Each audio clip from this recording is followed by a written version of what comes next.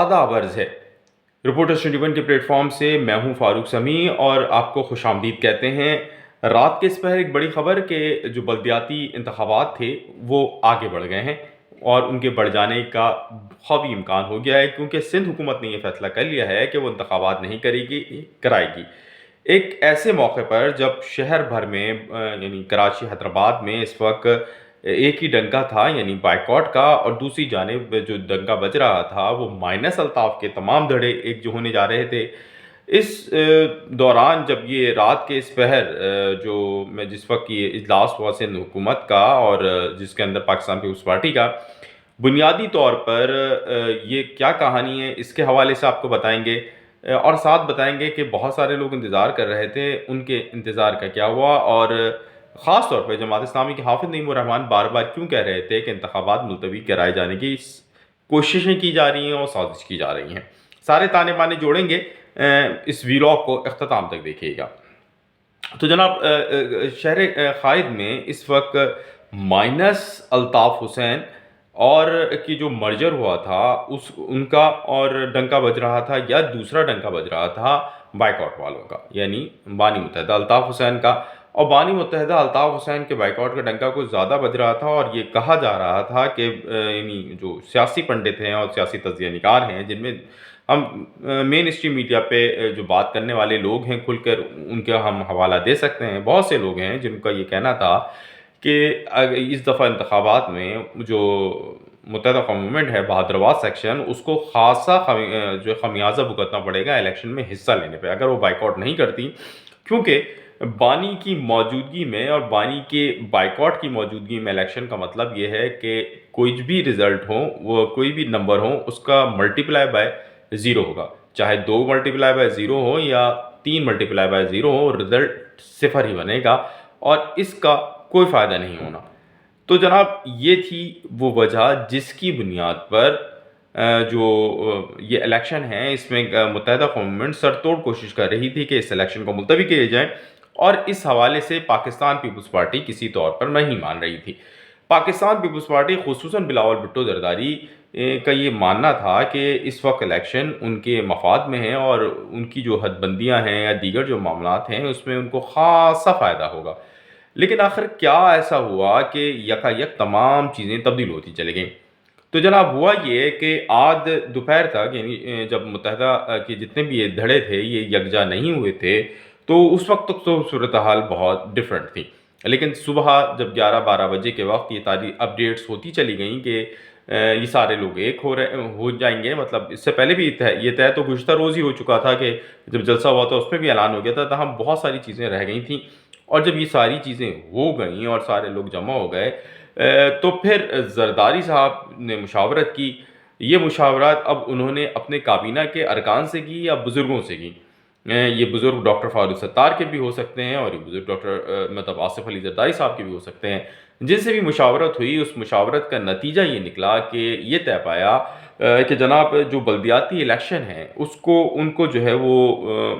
उनको आगे बढ़ाया जाए। अब इसके लिए क्या किया जाए, इस हवाले से हम इससे पहले व्लॉग्स में बता चुके थे कि पीपल्स पार्टी ये सोच रही है, क्योंकि पीपल्स पार्टी को ये कहा गया है या पीपल्स पार्टी के जो बुज़ुर्ग हैं उन्होंने ये बताया है कि जनाब, या जो पीपल्स पार्टी या पीडीएम का थिंक टैंक है उसने ये कहा है कि जनाब आपने किसी भी तौर पर ये हुकूमत गिरने नहीं देनी है। आप मेरे इशारा समझ रहे होंगे कि पीडीएम का थिंक टैंक या बुज़ुर्ग। तो जब ये तय हो चुका था तो अब ज़रूरी था कि हुकूमत गिरने से कैसे बचाया जाए। एक जानिब एमक्यूएम यानी बहादुराबाद ये धमकी लगा चुकी थी कि वो इलेक्शन से बाहर आ जाएगी, मतलब इलेक्शन से बाहर आ जाएगी या फिर वो हुकूमत से बाहर आएगी, और उन्होंने कहीं यकीन दहानी भी कराई थी और कुछ लोगों ने को ये बात भी बताई थी कि हम हुकूमत से बाहर आ जाएंगे। ये मतलब हुकूमत से बाहर भी आ सकते हैं, और या तो ये कर लेंगे कि वजारतें ख़त्म करेंगे, कम से कम ये होगा कि वजारतें ख़त्म करेंगे अपनी, और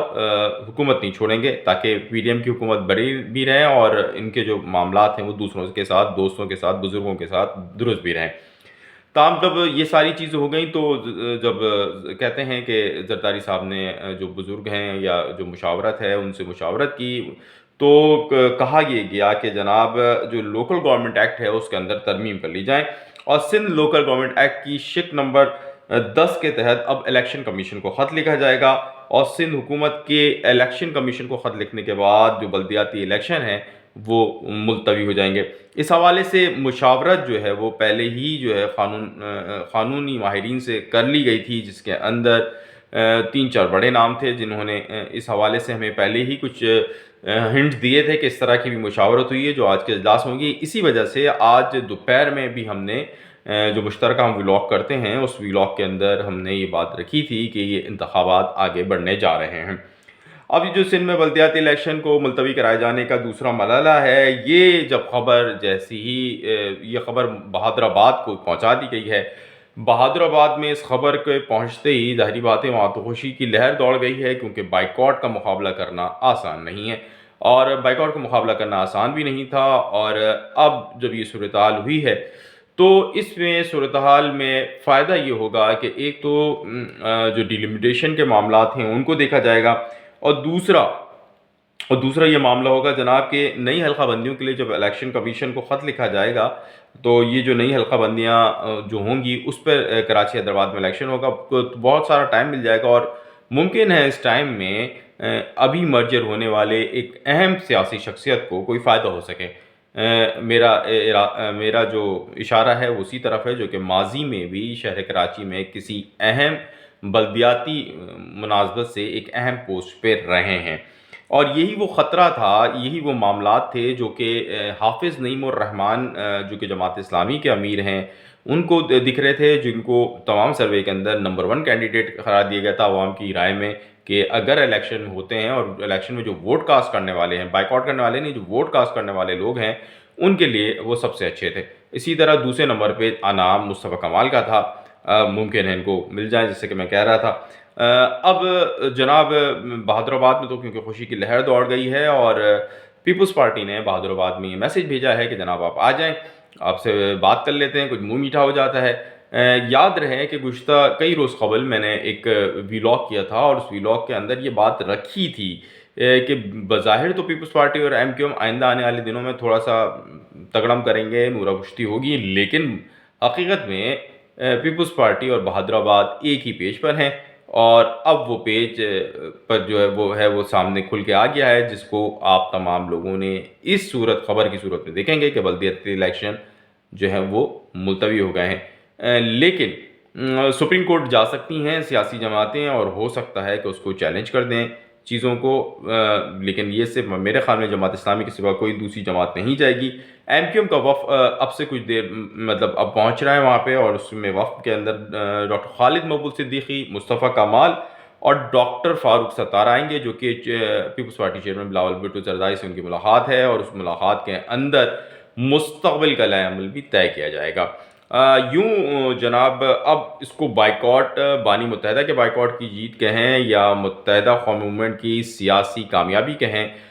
یا متحدہ قومی موومنٹ بہادر آباد کی سیاسی کامیابی کہیں، یا پیپلز پارٹی اور ایم کیو ایم کے اس گٹھ جوڑ کو کہیں جس کے باعث یعنی پیپلز پارٹی اور ایم کیو ایم اگر ابھی اس ٹائم پہ الیکشن سے باہر آ جاتے ہیں تو بھی اگر شہر کے اندر کوئی پارٹی پاور میں رہے گی تو وہ ایم کیو ایم اور پیپلز پارٹی رہیں گے، کیونکہ وہ ایڈمنسٹریٹرز بھی ان کے ہوں گے، یا تو ایم کیو ایم کے ہوں گے یا پیپلز پارٹی کے ہوں گے۔ اسی طرح سندھ حکومت تو ہے ہی پیپلز پارٹی کے بعد۔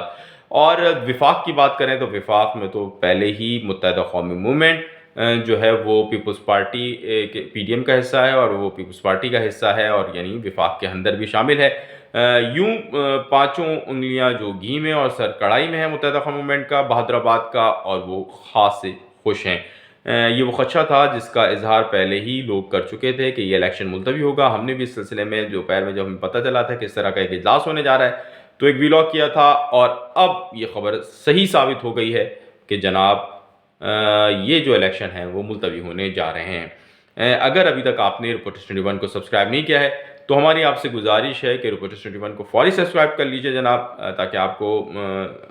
سچی خبریں اور بااعتماد ذرائع کے ساتھ جو ہم خبریں دیتے ہیں وہ آپ تک پہنچتی رہیں۔ آپ کا بہت شکریہ، آداب عرض ہے۔